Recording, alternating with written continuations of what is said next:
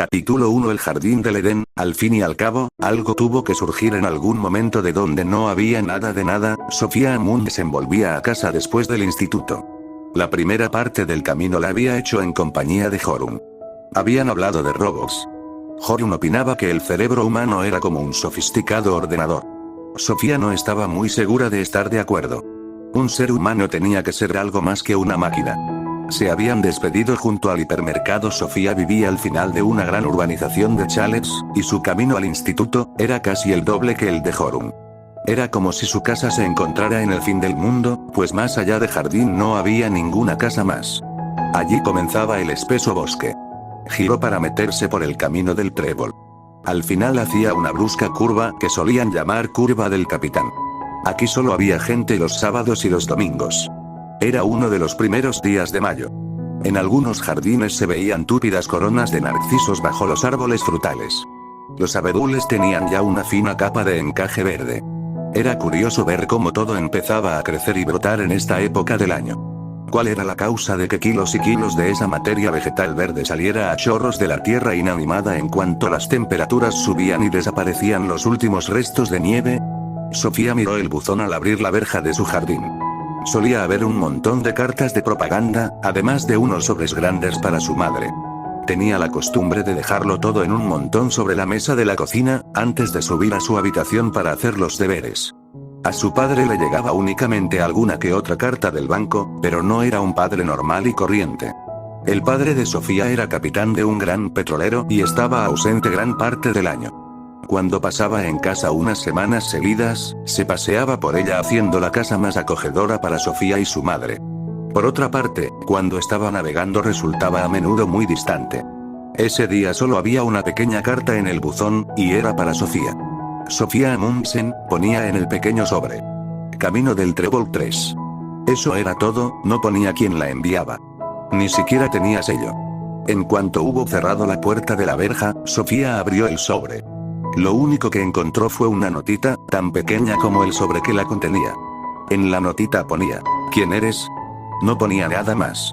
No traía ni saludos ni remitente, solo esas dos palabras escritas a mano con grandes interrogaciones. Volvió a mirar el sobre. Pues sí, la carta era para ella. Pero ¿quién la había dejado en el buzón? Sofía se apresuró a sacar la llave y abrir la puerta de la casa pintada de rojo. Como de costumbre, al gato Sheretan le dio tiempo a salir de entre los arbustos, dar un salto hasta la escalera y meterse por la puerta antes de que Sofía tuviera tiempo de cerrarla. Missy. Cuando la madre de Sofía estaba de mal humor por alguna razón, decía a veces que su hogar era como una casa de fieras, en otras palabras, una colección de animales de distintas clases. Y por cierto, Sofía estaba muy contenta con la suya. Primero le habían regalado una pecera con los peces dorados Flequillo de Oro, Caperucita Roja y Pedro el Negro. Luego tuvo los periquitos Cada y Pizca, la tortuga Govinda y finalmente el gato atígrado Sherekan. Había recibido todos estos animales como una especie de compensación por parte de su madre, que volvía tarde del trabajo, y de su padre, que tanto navegaba por el mundo. Sofía se quitó la mochila y puso un plato con comida para Sherekan. Luego se dejó caer sobre una banqueta de la cocina con la misteriosa carta en la mano. ¿Quién eres? En realidad no lo sabía. Era Sofía Amundsen, naturalmente, pero ¿quién era eso? Aún no lo había averiguado del todo. ¿Y si se hubiera llamado algo completamente distinto? Anne Knudsen, por ejemplo. En ese caso, ¿habría sido otra? De pronto se acordó de que su padre había querido que se llamara Sinobe. Sofía intentaba imaginarse que extendía la mano presentándose como Sinobe Amundsen, pero no servía. Todo el tiempo era otra chica la que se presentaba. Se puso de pie de un salto y entró en el cuarto de baño con la extraña carta en la mano. Se colocó delante del espejo, y se miró fijamente a sí misma. Soy Sofía Amundsen, dijo. La chica del espejo no contestó ni con el más leve gesto. Hiciera lo que hiciera Sofía, la otra hacía exactamente lo mismo. Sofía intentaba anticiparse al espejo con un rapidísimo movimiento, pero la otra era igual de rápida. ¿Quién eres? Preguntó. No obtuvo respuesta tampoco ahora, pero durante un breve instante llegó a dudar de si era ella o la del espejo la que había hecho la pregunta. Sofía apretó el dedo índice contra la nariz del espejo y dijo: Tú eres yo. Al no recibir ninguna respuesta, dio la vuelta a la pregunta y dijo: Yo soy tú. Sofía Amundsen no había estado nunca muy contenta con su aspecto. Le decían a menudo que tenía bonitos ojos almendrados, pero seguramente se lo dirían porque su nariz era demasiado pequeña y la boca un poco grande. Además, tenía las orejas demasiado cerca de los ojos. Lo peor de todo era ese pelo liso que resultaba imposible de arreglar. A veces su padre le acariciaba el pelo llamándola la muchacha de los cabellos de lino, como la pieza de música de Claude Debussy. Era fácil para él, que no estaba condenado a tener ese pelo negro colgando durante toda su vida. En el pelo de Sofía no servían ni el gel ni el spray. A veces pensaba que le había tocado un aspecto tan extraño que se preguntaba si no estaría mal hecha. Por lo menos había oído hablar a su madre de un parto difícil. ¿Era realmente el parto lo que decidía el aspecto que uno iba a tener? ¿No resultaba extraño el no saber quién era? ¿No era también injusto no haber podido decidir su propio aspecto? Simplemente había surgido así como así. A lo mejor podría elegir a sus amigos, pero no se había elegido a sí misma. Ni siquiera había elegido ser un ser humano.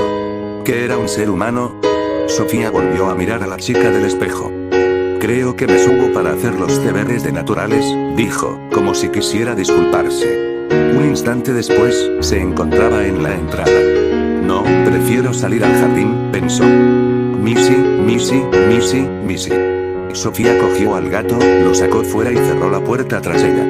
Cuando se encontró en el caminito de gravilla con la misteriosa carta en la mano, tuvo de repente una extraña sensación. Era como si fuese una muñeca que por arte de magia hubiera cobrado vida. ¿No era extraño estar en el mundo en este momento, poder caminar como por un maravilloso cuento? Sherekan saltó ágilmente por la gravilla y se metió entre unos túridos arbustos de grosellas. Un gato vivo, desde los bigotes blancos hasta el rabo juguetón en el extremo de su cuerpo liso.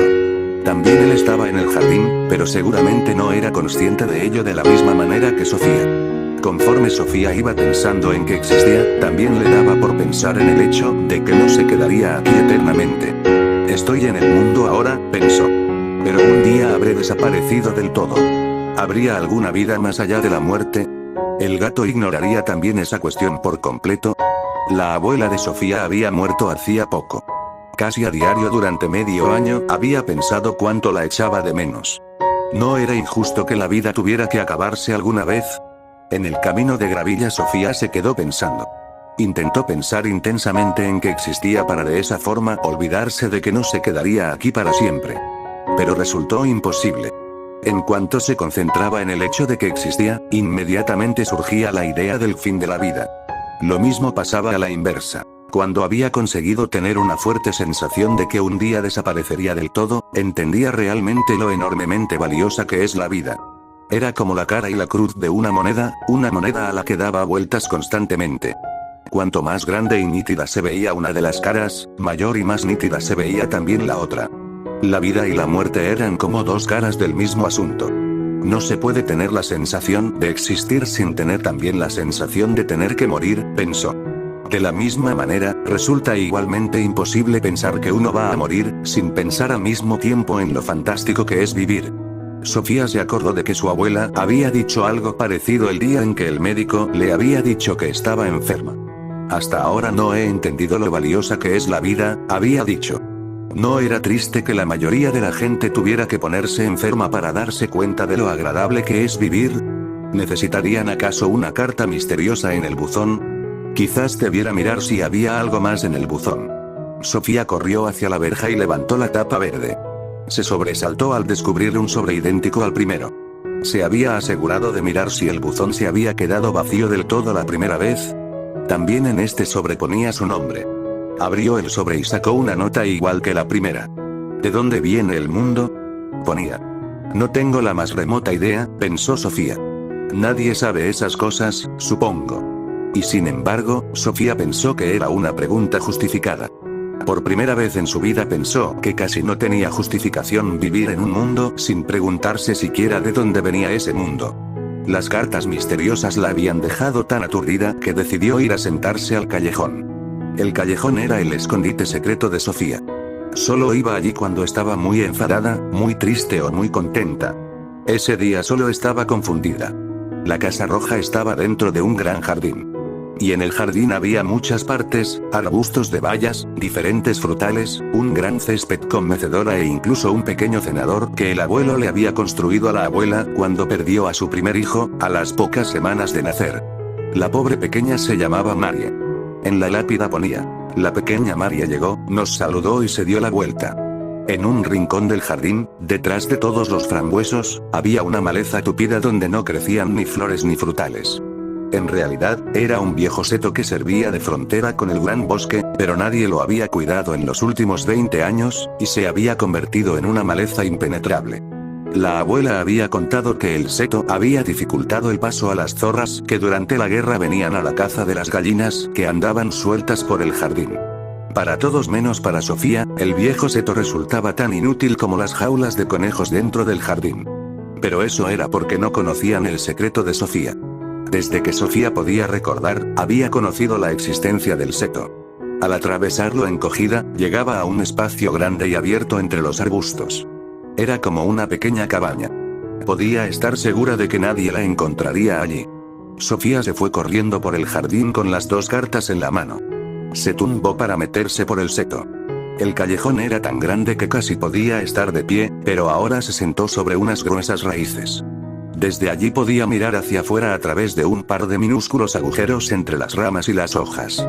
Aunque ninguno de los agujeros era mayor que una moneda de 5 coronas, tenía una especie de vista panorámica de todo el jardín. De pequeña, le gustaba observar a sus padres cuando andaban buscándola entre los árboles. A Sofía el jardín siempre le había parecido un mundo en sí.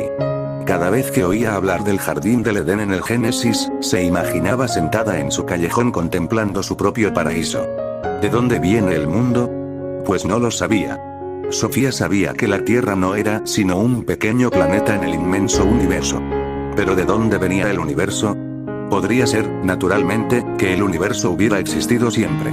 En ese caso, no sería preciso buscar una respuesta sobre su procedencia. ¿Pero podía existir algo desde siempre? Había algo dentro de ella que protestaba contra eso. Todo lo que es, tiene que haber tenido un principio, ¿no? De modo que el universo tuvo que haber nacido en algún momento de algo distinto.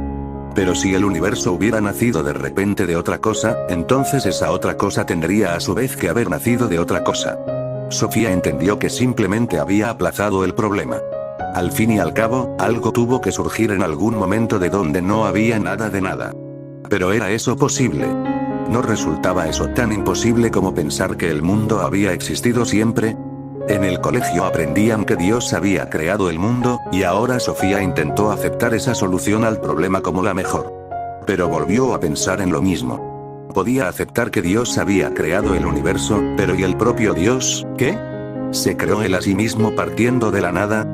De nuevo había algo dentro de ella que se revelaba. Aunque Dios seguramente pudo haber creado esto y aquello, no habría sabido crearse a sí mismo sin tener antes un sí mismo con lo que crear. En ese caso, solo quedaba una posibilidad. Dios había existido siempre. Pero si ella ya había rechazado esa posibilidad, todo lo que existe tiene que haber tenido un principio. Caray. Vuelve a abrir los dos sobres. ¿Quién eres? ¿De dónde viene el mundo? ¿Qué preguntas tan maliciosas? ¿Y de dónde venían las dos cartas? Eso era casi igual de misterioso. ¿Quién había arrancado a Sofía de lo cotidiano para de repente ponerla ante los grandes enigmas del universo? Por tercera vez Sofía se fue al buzón.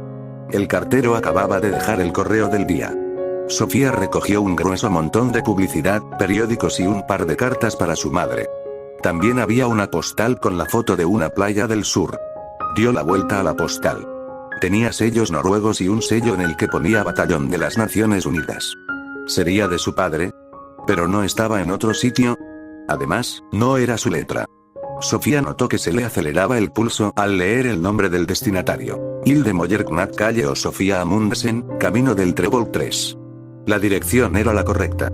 La postal decía: querida Hilde, te felicito de todo corazón por tu 15º cumpleaños. Como puedes ver, quiero hacerte un regalo con el que podrás crecer. Perdóname por enviar la postal a Sofía. Resulta más fácil así. Con todo cariño, papá. Sofía volvió corriendo a la cocina. Sentía como un huracán dentro de ella. ¿Quién era esa Hilde que cumplía 15 años poco más de un mes antes del día en que también ella cumplía 15 años? Sofía cogió la guía telefónica de la entrada. Había muchos Mollerknack. Volvió a estudiar la misteriosa postal. Sí, era auténtica, con sello y matasellos. ¿Por qué un padre iba a enviar una felicitación a la dirección de Sofía cuando estaba clarísimo que iba destinada a otra persona? ¿Qué padre privaría a su hija de la ilusión de recibir una tarjeta de cumpleaños enviándola a otras señas? ¿Por qué resultaba más fácil así? Y ante todo, ¿cómo encontraría a Hilde? De esta manera Sofía tuvo otro problema más en que meditar. Intentó ordenar sus pensamientos de nuevo. Esa tarde, en el transcurso de un par de horas, se había encontrado con 3 enigmas. Uno era quien había metido los 2 sobres blancos en su buzón. El segundo era aquellas difíciles preguntas que presentaban esas cartas. El tercer enigma era quién era Hilde Mollerknack y por qué Sofía había recibido una felicitación de cumpleaños para aquella chica desconocida. 15. Estaba segura de que los 3 enigmas estaban, de alguna manera, relacionados entre sí, porque justo hasta ese día había tenido una vida completamente normal. El sombrero de copa, lo único que necesitamos para convertirnos en buenos filósofos es la capacidad de asombro. Sofía dio por sentado que la persona que había escrito las cartas anónimas volvería a ponerse en contacto con ella. Mientras tanto, optó por no decir nada a nadie sobre este asunto.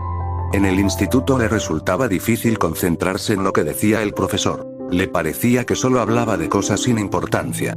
¿Por qué no hablaba de lo que es el ser humano, o de lo que es el mundo y de cuál fue su origen? Tuvo una sensación que jamás había tenido antes. En el instituto y en todas partes la gente se interesaba solo por cosas más o menos fortuitas. Pero también había algunas cuestiones grandes y difíciles cuyo estudio era mucho más importante que las asignaturas corrientes del colegio. ¿Conocía alguien las respuestas a preguntas de ese tipo? A Sofía, al menos, le parecía más importante pensar en ellas que estudiarse de memoria los verbos irregulares. Cuando sonó la campana al terminar la última clase, salió tan deprisa del patio que Jorun tuvo que correr para alcanzarla. Al cabo de un rato Jorun dijo: ¿Vamos a jugar a las cartas esta tarde?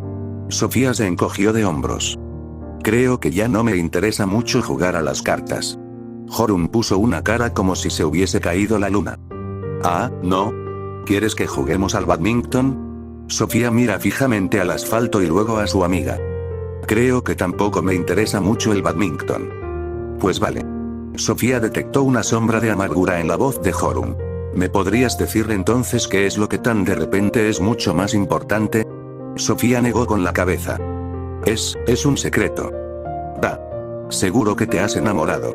Anduvieron un buen rato sin decir nada. Cuando llegaron al campo de fútbol, Jorun dijo: Cruzo por el campo.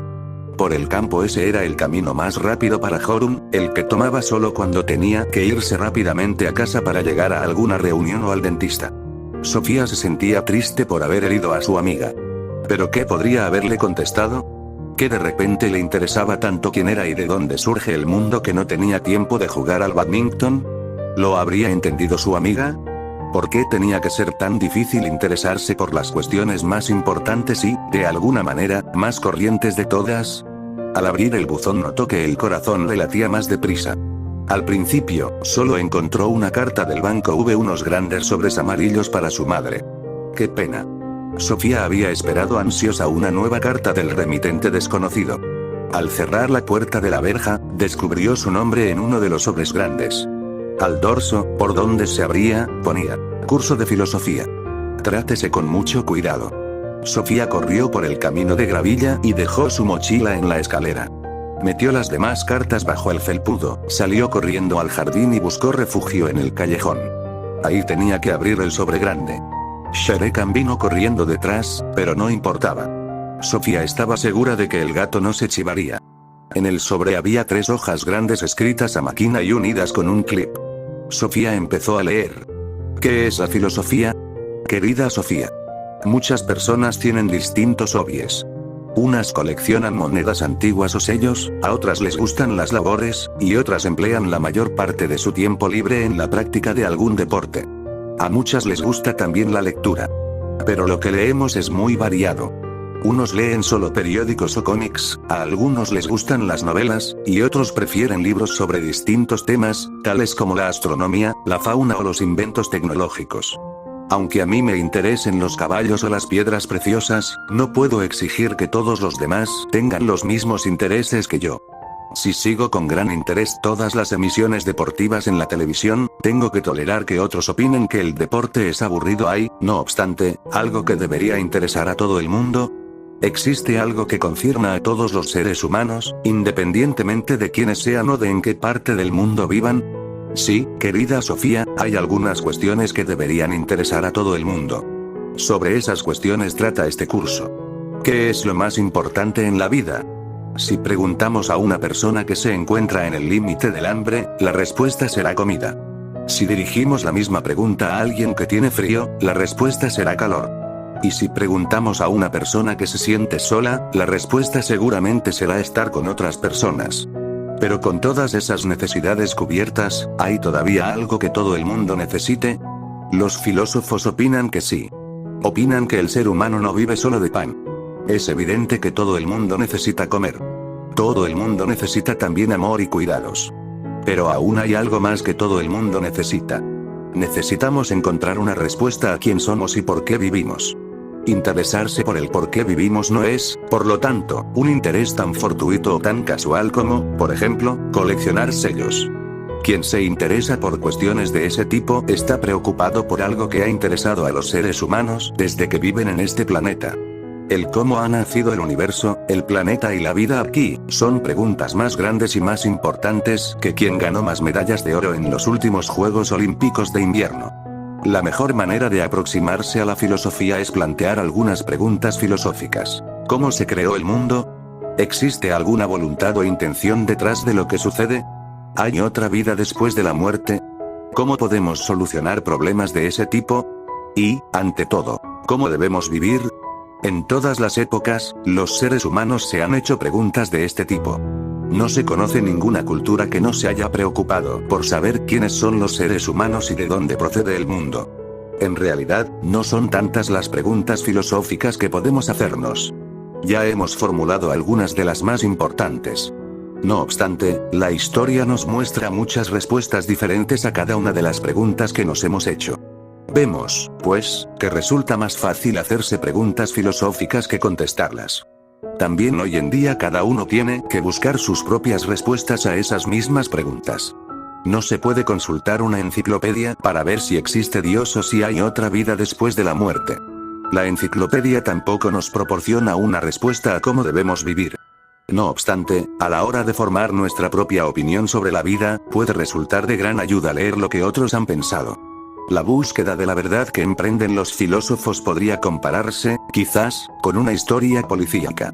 Unos opinan que Andersen es el asesino, otros creen que es Nielsen o Jepsen. Cuando se trata de un verdadero misterio policíaco, puede que la policía llegue a descubrirlo algún día. Por otra parte, también puede ocurrir que nunca lleguen a desvelar el misterio. No obstante, el misterio sí tiene una solución. Aunque una pregunta resulte difícil de contestar puede, sin embargo, pensarse que tiene una, y solo una respuesta correcta. O existe una especie de vida después de la muerte, o no existe. A través de los tiempos, la ciencia ha solucionado muchos antiguos enigmas. Hace mucho era un gran misterio saber cómo era la otra cara de la luna. Cuestiones como esas eran difícilmente discutibles. La respuesta dependía de la imaginación de cada uno. Pero, hoy en día, sabemos con exactitud cómo es la otra cara de la luna. Ya no se puede creer que hay un hombre en la luna, o que la luna es un queso.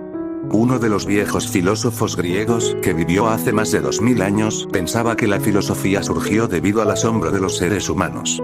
Al ser humano le parece tan extraño existir que las preguntas filosóficas surgen por sí solas, opinaba él.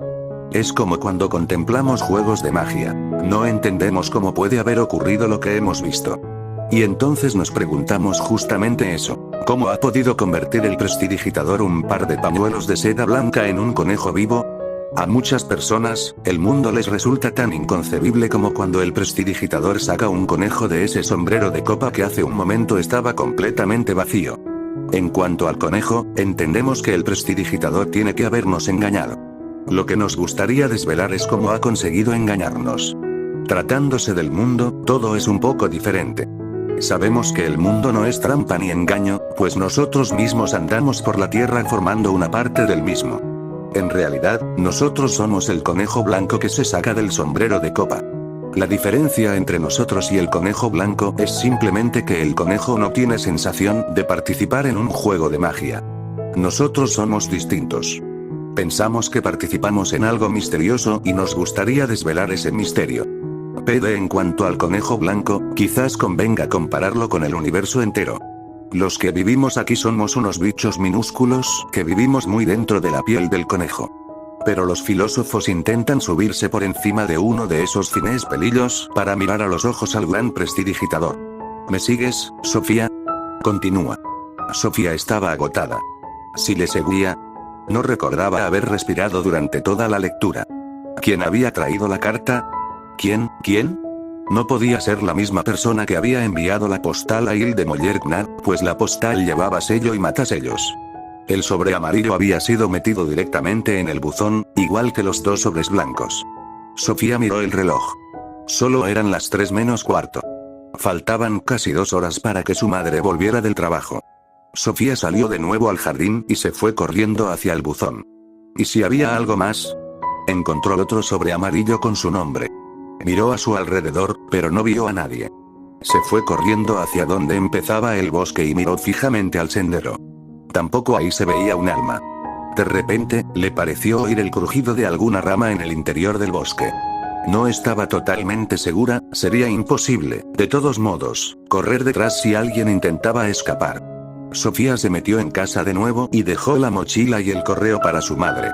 Subió deprisa a su habitación, sacó la caja grande donde guardaba las piedras bonitas, las echó al suelo y metió los 2 sobres grandes en la caja. Luego volvió al jardín con la caja en los brazos. Antes de irse, sacó comida para Shere Khan. De vuelta en el callejón, abrió el sobre y sacó varias nuevas hojas escritas a máquina. Empezó a leer. Un ser extraño, aquí estoy de nuevo. Como ves, este curso de filosofía llegará en pequeñas dosis. He aquí unos comentarios más de introducción. Dije ya que lo único que necesitamos para ser buenos filósofos es la capacidad de asombro. Si no lo dije, lo digo ahora. Lo único que necesitamos para ser buenos filósofos es la capacidad de asombro. Todos los niños pequeños tienen esa capacidad. No faltaría más. Tras unos cuantos meses, salen a una realidad totalmente nueva. Pero conforme van creciendo, esa capacidad de asombro parece ir disminuyendo. ¿A qué se debe? ¿Conoce Sofía Amundsen la respuesta a esta pregunta? Veamos. Si un recién nacido pudiera hablar, seguramente diría algo de ese extraño mundo al que ha llegado.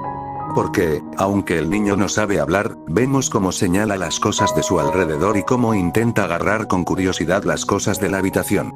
Cuando empieza a hablar, el niño se para y grita guau, guau cada vez que ve un perro. Vemos cómo da saltos en su cochecito, agitando los brazos y gritando guau, guau, guau, guau. Los que ya tenemos algunos años a lo mejor nos sentimos un poco agobiados por el entusiasmo del niño. Sí, es un guau, guau, decimos, muy conocedores del mundo, tienes que estarte quietecito en el coche. No sentimos el mismo entusiasmo. Hemos visto perros antes. Quizás se repita este episodio de gran entusiasmo unas 200 veces, antes de que el niño pueda ver pasar un perro sin perder los estribos. O un elefante o un hipopótamo. Pero antes de que el niño haya aprendido a hablar bien, y mucho antes de que aprenda a pensar filosóficamente, el mundo se ha convertido para él en algo habitual. Una pena, digo yo. Lo que a mí me preocupa es que tú seas de los que toman el mundo como algo asentado, querida Sofía.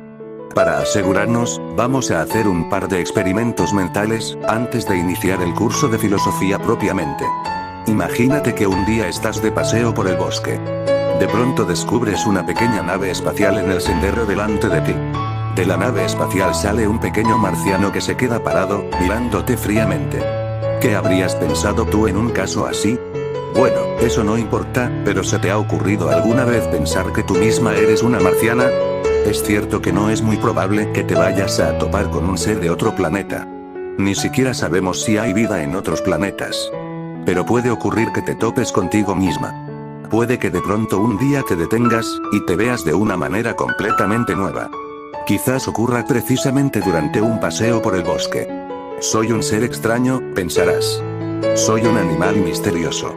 Es como si te despertaras de un larguísimo sueño, como la bella durmiente. ¿Quién soy? Te preguntarás. Sabes que gateas por un planeta en el universo. ¿Pero qué es el universo? Si llegas a descubrirte a ti misma de ese modo, habrás descubierto algo igual de misterioso que aquel marciano que mencionamos hace un momento. No solo has visto un ser del espacio, sino que sientes desde dentro que tú misma eres un ser tan misterioso como aquel. ¿Me sigues todavía, Sofía? Hagamos otro experimento mental. Una mañana, la madre, el padre y el pequeño Tomás, de 2 o 3 años, están sentados en la cocina desayunando. La madre se levanta de la mesa y va hacia la encimera, y entonces el padre empieza, de repente, a flotar debajo del techo, mientras Tomás se le queda mirando. ¿Qué crees que dice Tomás en ese momento? Quizás señale a su papá y diga: papá está flotando. Tomás se sorprendería, naturalmente, pero se sorprende muy a menudo. Papá hace tantas cosas curiosas que un pequeño vuelo por encima de la mesa del desayuno no cambia mucho las cosas para Tomás. Su papá se afeita cada día con una extraña maquinilla, otras veces trepa hasta el tejado para girar la antena de la tele, o mete la cabeza en el motor de un coche y la saca negra. Ahora le toca a mamá. Ha oído lo que acaba de decir Tomás y se vuelve decididamente. ¿Cómo reaccionará ella ante el espectáculo del padre volando libremente por encima de la mesa de la cocina? Se le cae instantáneamente el frasco de mermelada al suelo y grita de espanto. Puede que necesite tratamiento médico cuando papá haya descendido nuevamente a su silla. Debería saber que hay que estar sentado cuando se desayuna. ¿Por qué crees que son tan distintas las reacciones de Tomás y las de su madre? Tiene que ver con el hábito. Toma nota de esto. La madre ha aprendido que los seres humanos no saben volar. Tomás no lo ha aprendido. Él sigue dudando de lo que se puede y no se puede hacer en este mundo. Pero ¿y el propio mundo, Sofía? ¿Crees que este mundo puede flotar? ¿También este mundo está volando libremente? Lo triste es que no solo nos habituamos a la ley de la gravedad conforme vamos haciéndonos mayores. Al mismo tiempo, nos habituamos al mundo tal y como es. Es como si durante el crecimiento perdiéramos la capacidad de dejarnos sorprender por el mundo. En ese caso, perdemos algo esencial, algo que los filósofos intentan volver a despertar en nosotros. Porque hay algo dentro de nosotros mismos que nos dice que la vida en sí es un gran enigma. Es algo que hemos sentido incluso mucho antes de aprender a pensarlo. Puntualizo. Aunque las cuestiones filosóficas conciernen a todo el mundo, no todo el mundo se convierte en filósofo.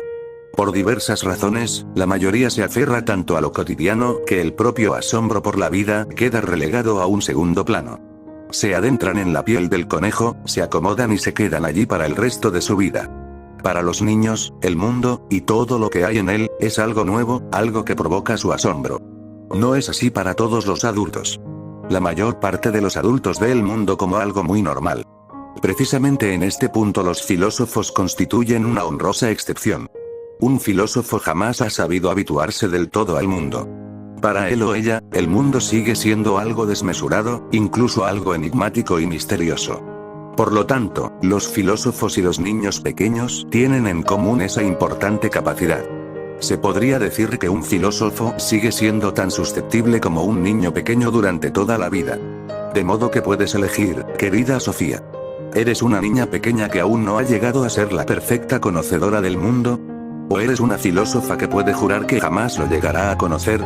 Si simplemente niegas con la cabeza y no te reconoces ni en el niño ni en el filósofo, es porque tú también te has habituado tanto al mundo que te ha dejado de asombrar. En ese caso corres peligro.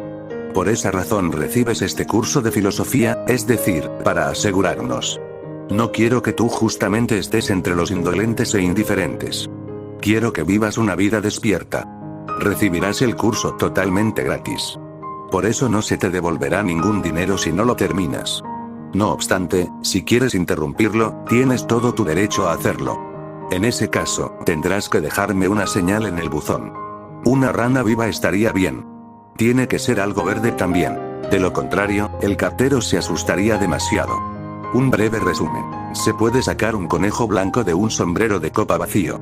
Dado que se trata de un conejo muy grande, este truco dura muchos miles de millones de años.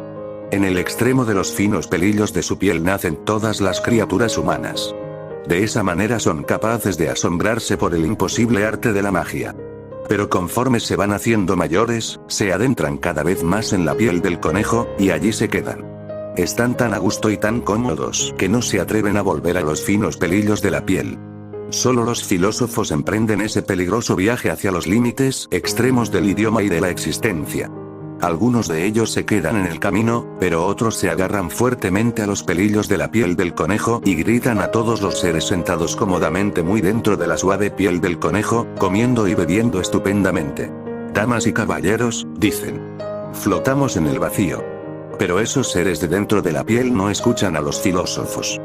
Ah, qué pesados. Dicen. Y continúan charlando como antes. Dame la mantequilla. ¿Cómo va la bolsa hoy? ¿A cómo están los tomates? ¿Has oído que Lady Di espera otro hijo? Cuando la madre de Sofía volvió a casa más tarde, Sofía se encontraba en un estado de shock. La caja con las cartas del misterioso filósofo se encontraban bien guardadas en el callejón. Sofía había intentado empezar a hacer sus deberes, por lo que se quedó pensando y meditando sobre lo que había leído. Había tantas cosas en las que nunca había pensado antes. Ya no era una niña, pero tampoco era del todo adulta. Sofía entendió que ya había empezado a adentrarse en la espesa piel de ese conejo que se había sacado del negro sombrero de copa del universo.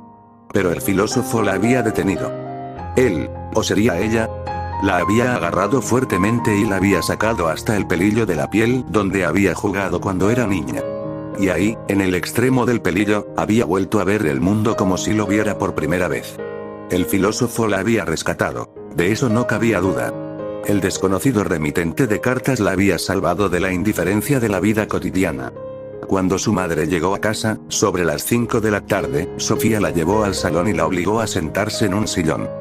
«Mamá, ¿no te parece extraño vivir?», empezó. La madre se quedó tan aturdida que no supo qué contestar. Sofía solía estar haciendo los deberes cuando ella volvía del trabajo. «Bueno», dijo. «A veces sí. A veces. Lo que quiero decir es si no te parece extraño que exista un mundo». «Pero, Sofía, no debes hablar así». «¿Por qué no? Entonces, ¿acaso te parece el mundo algo completamente normal?». «Pues claro que lo es. Por regla general, al menos». Sofía entendió que el filósofo tenía razón. Para los adultos, el mundo era algo asentado.